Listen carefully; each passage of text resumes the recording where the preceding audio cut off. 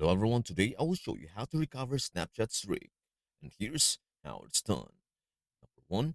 Open the Snapchat app. Tap on your profile icon. Tap the gear settings icon.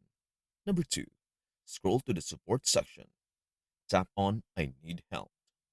3. Search for Snap Streaks. Use the search bar and type Snap Streaks. Tap the result that says I lost my Snap Streak. How do I restore it? 4. Submit a request.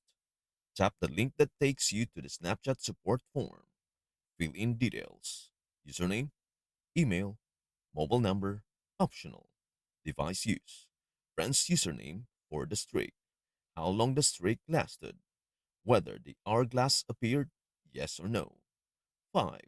Explain the situation. In the description box, explain how you lost the streak. Example, app issues, connectivity problems, etc.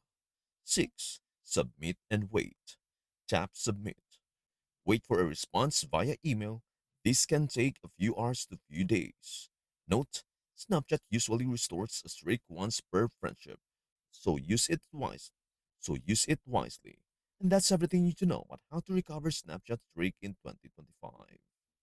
Before we end, may I humbly ask you a favor?